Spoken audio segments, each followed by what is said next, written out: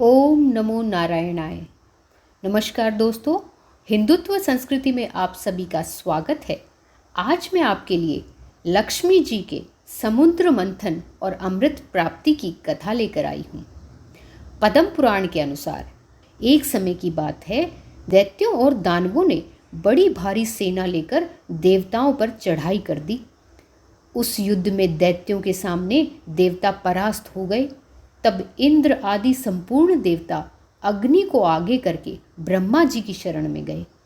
वहां उन्होंने अपना सारा हाल कह सुनाया। ब्रह्मा जी ने कहा, तुम लोग मेरे साथ नारायण की शरण में चलो।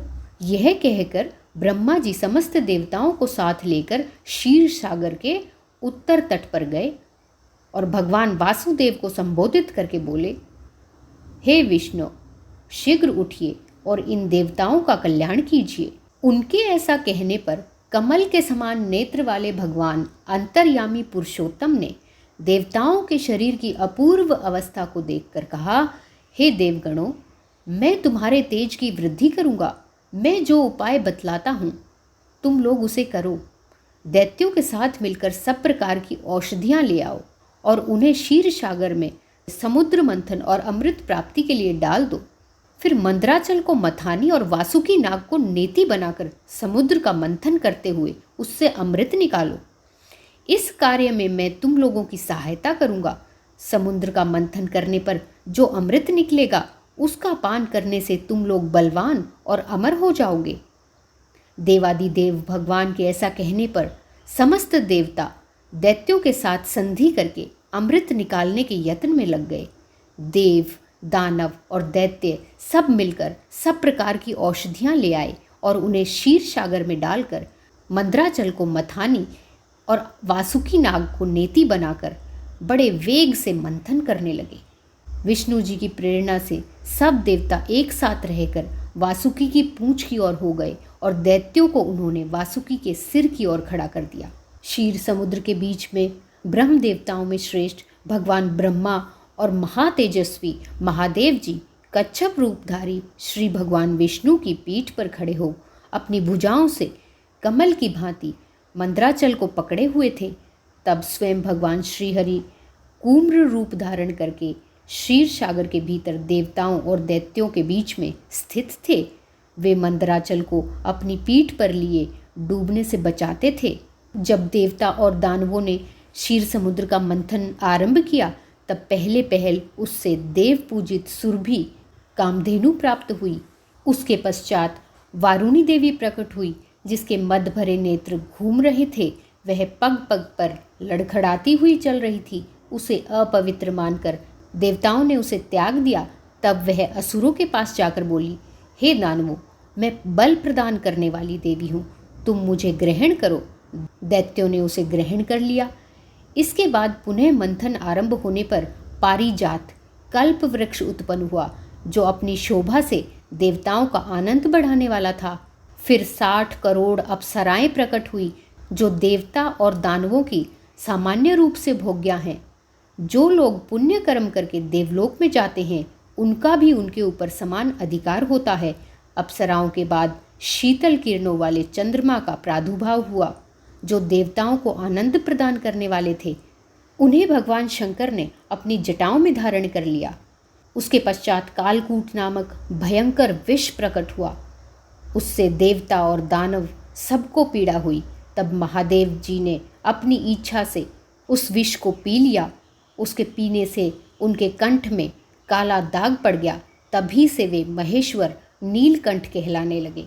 क्षीर सागर से निकले हुए उस विष का जो अंश पीने के बाद बच गया था उसे नागों ने ग्रहण कर लिया। उसके पश्चात अपने हाथों में अमृत से भरा हुआ कमंडलू लिए धन्वंतरी जी प्रकट हुए। वैद्यराज के दर्शन से सबका मन स्वस्थ एवं प्रसन्न हो गया। इसके बाद समुद्र से उच्चैश्रवा घोड़ा और ऐरावत नामक हाथी, ये दोनों प्रकट हुए। इसके पश्चात ही क्षीर सागर से लक्ष्मी देवी का प्रादुर्भाव हुआ, जो खिले हुए कमल पर विराजमान थी और हाथ में कमल लिए हुए थी। उनकी प्रभा चारों ओर छिटक रही थी। उस समय महर्षियों ने श्री सूक्त का पाठ करते हुए बड़ी प्रसन्नता के साथ उनका स्तवन किया। साक्षात क्षीर समुद्र ने दिव्य पुरुष के रूप में प्रकट होकर लक्ष्मी जी को एक सुंदर माला भेंट की, जिसके कमल कभी मुरझाते नहीं थे। विश्वकर्मा ने उनके समस्त अंगों में आभूषण पहना दिए। स्नान के पश्चात दिव्य माला और दिव्य वस्त्र धारण करके जब वे सब प्रकार के आभूषणों से विभूषित हुई, तब इंद्र आदि देवता तथा विद्याधर आदि ने उन्हें प्राप्त करने की इच्छा की। तब ब्रह्मा जी ने भगवान विष्णु से कहा कि हे वासुदेव, मेरे द्वारा दी हुई इस लक्ष्मी देवी को आप ही ग्रहण करें। आपने जो स्थिरतापूर्वक इस समुद्र मंथन के कार्य को संपन्न किया है, इससे मैं आप पर अत्यंत संतुष्ट हूँ। और ये कहकर ब्रह्मा जी लक्ष्मी जी से बोले कि हे देवी, तुम भगवान केशव के पास जाओ। ब्रह्मा जी के ऐसा कहने पर लक्ष्मी जी समस्त देवताओं के देखते देखते श्रीहरि विष्णु के पास चली गई। इधर लक्ष्मी जी के न मिलने पर दैत्यों और दानवों को बड़ा उद्वेग हुआ। उन्होंने झपट कर धन्वंतरी के हाथ से अमृत का पात्र छीन लिया।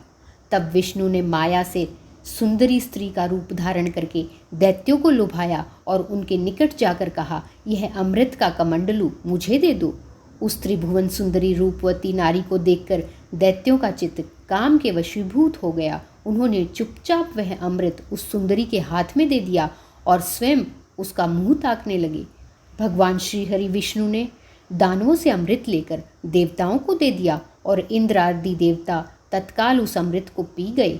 यह देखकर दैत्यगण भांति भांति के अस्त्र शस्त्र और तलवारें हाथ में लेकर देवताओं पर टूट पड़े, परंतु देवता अमृत पीकर बलवान और अमर हो चुके थे, इसलिए उन्होंने दैत्य सेना को परास्त कर दिया। देवताओं की मार पड़ने पर दैत्यों ने भागकर चारों दिशाओं की शरण ली और कितने ही पाताल में घुस गए।